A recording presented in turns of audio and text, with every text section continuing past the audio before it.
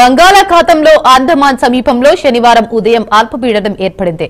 ఇది పశ్చిమ వాయువ్య దిశగా కదులుతూ వాయుగుండం బలపడే అవకాశముందని భారత వాతావరణ శాఖ తెలిపింది. ఇది తుఫానుగా మారుతుందని నిపుణులు చెబుతున్నారు. ఇక దీని ప్రభావంతో ఈ నెల 28 నుంచి డిసెంబర్ 1 వరకు ఆంధ్రప్రదేశ్ రాష్ట్రంలోని కొన్ని ప్రాంతాల్లో తేలికపాటి నుంచి ఓ మోస్తారు వర్షాలు కురిసే అవకాశం ఉందని తెలిపింది. కడప, అన్నమయ్య, చిత్తూరు, తిరుపతి జిల్లాలో అక్కడక్కడ తేలికపాటి నుంచి ఓ మోస్తారు వర్షాలు కురుస్తాయని అంచనా వేస్తోంది.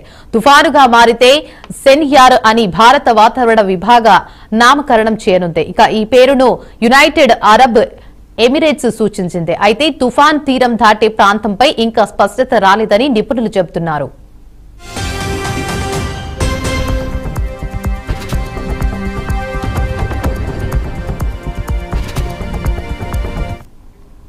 ఇక ఇదే అంశంపై మరింత సమాచారాన్ని మా ప్రతినిధి సూర్యప్రకాష్ అందిస్తారు. చెప్పండి సూర్యప్రకాష్, అప్డేట్స్ ఏంటి?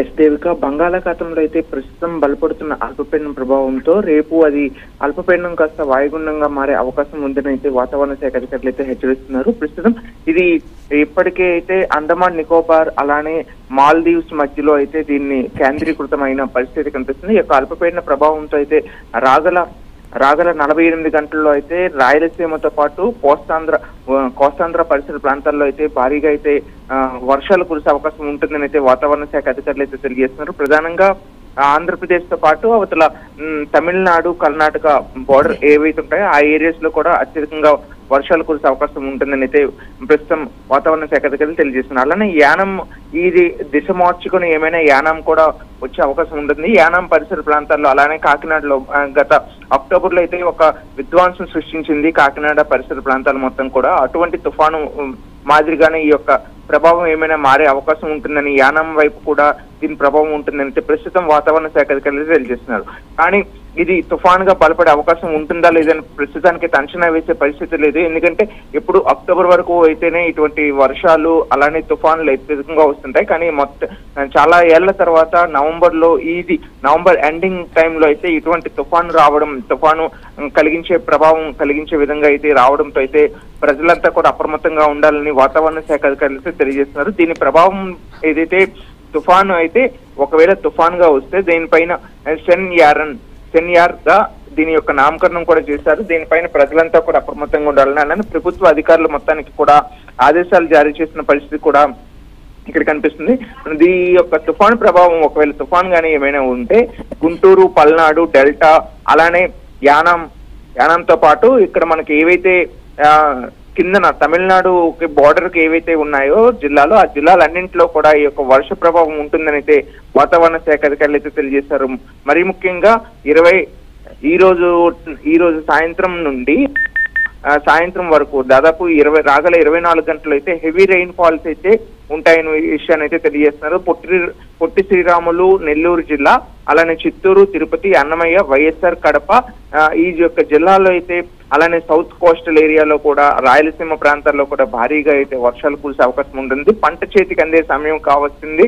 మరొక కొద్ది రోజుల్లో అయితే పంటను కూడా మరొక 10-15 రోజుల్లో అయితే ఒక పంటను కూడా చేలు తీసుకొచ్చి వరి నాట్లు ఏవైతే ధాన్యం ఉంటాయో అవన్నీ కూడా బయటకు వచ్చే సమయంలో ఇటువంటి తుఫాన్ రావడంతో రైతాంగం కూడా బాధపడుతున్న పరిస్థితి ఉంది. ముందస్తు జాగ్రత్తలు తీసుకోవాలని కూడా అధికారులు అయితే ఆదేశాలు జారీ చేస్తున్నారు. అలానే ఈ యొక్క వర్ష ప్రభావంతో సముద్ర తీర ప్రాంతంలో కూడా ఎవరు కూడా ఫిషర్ మ్యాన్స్ ఎవరైతే ఉంటారో మత్స్యకారులు ఎవరు కూడా వేటకు వెళ్ళొద్దని విషయాన్ని కూడా తెలియజేస్తున్నారు. 23, 24, 25 ఈ 3 రోజులు కూడా వేటకు ఎవరు వెళ్ళొద్దని విషయాన్ని అయితే తెలియజేస్తున్నారు. 26కి ఏమైనా శబ్దం అణిగితే ఆ రోజుకి అప్పుడు ఏమైనా వెళ్ళడానికి అయితే ఆదేశాలు జారీ చేసే విధంగా ఉంటుంది. కానీ ప్రస్తుతం దీని యొక్క వర్ష ప్రభావం రాగల 5 రోజులకు కూడా దీని ప్రభావం అయితే సముద్రం వెంబడి అయితే తీరంగా ఉండే అవకాశం ఉంటుంది. 35 నుండి 45 కిలోమీటర్ల వేగం అయితే రాగల 2 రోజులు, అలానే 25 నుండి 45 నుండి 55 కిలోమీటర్ల వేగంతో అయితే సముద్రంలో ఈదురుగాలు వీచే అవకాశం ఉండడంతో ప్రజలంతా కూడా అప్రమత్తంగా ఉండాలంటున్నారు. ప్రస్తుతం తమిళనాడు కంకిరాలలో అయితే అలానే నాగపట్నం ఏరియాలో అయితే ప్రస్తుతం దీని ఎఫెక్ట్ అయితే అత్యధికంగా ఉంటుందన్న విషయాన్ని అయితే తెలియజేస్తున్నారు. ప్రస్తుతం దీనికి సంబంధించి హెవీ రైన్ వేవ్స్ కానీ హెవీ అలర్ట్స్ కానీ ఇప్పటి వరకు అయితే లేవు. కానీ ఒకవేళ వచ్చే అవకాశం ఉంటుందని అయితే తెలియజేస్తున్నారు. సౌత్ అండమాన్ తో పాటు అలానే నికోబార్ ఐస్లాండ్స్ ప్రాంతంలో అయితే ప్రస్తుతం 35 నుండి 45 కిలోమీటర్ల వేగంతో భారీగా అయితే ఈదురుగాలు వీస్తున్నాయన్న విషయాన్ని అయితే తెలియజేస్తున్నారు. నార్త్ అండమాన్ సీ ఏదైతే ఉందో ఆ ప్రాంతంలో 55 కిలోమీటర్ల వేగంతో ప్రస్తుతం గాలులు వీస్తున్నాయి. ఈ ప్రభావం మరింత అత్యధికంగా అవ్వే అవకాశం ఉండడంతో తమిళనాడు, పుదుచ్చేరి, ఆంధ్రప్రదేశ్ ఈ పరిసర ప్రాంతాల్లో ఉన్న విండ్ ఎక్కువగా ఉండడంతో సముద్రం ఏరియాస్ కి గాలి తీవ్రత ఉన్న ప్రాంతంలో అయితే బంగాళాఖాత పరిసర ప్రాంతాల్లో ఎవరు కూడా మత్స్యకారులు కానీ అలానే ఎవరైతే లోతట్టు ప్రాంతాల్లో ఉంటారో ఈ ప్రభావం ఉంటుంది, ఆ ప్రాంతానికి ఎవరు వెళ్ళొద్దని అయితే ప్రస్తుతం ఆదేశాలు అయితే జారీ చేస్తున్నారు. ఇక్కడున్న పరిస్థితుల నేపథ్యంలో రాగల 23, 24, 25 ఈ 3 రోజులు కూడా ఈ యొక్క వర్ష ప్రభావం ఉండడంతో తమిళనాడు, పుదుచ్చేరి కోస్టల్ ఏరియాస్ మొత్తం కూడా ప్రస్తుతం పోర్ట్లన్నింటిని కూడా నిలిపివేయాలనే విషయాన్ని అయితే తెలియజేస్తున్నారు దేవిక.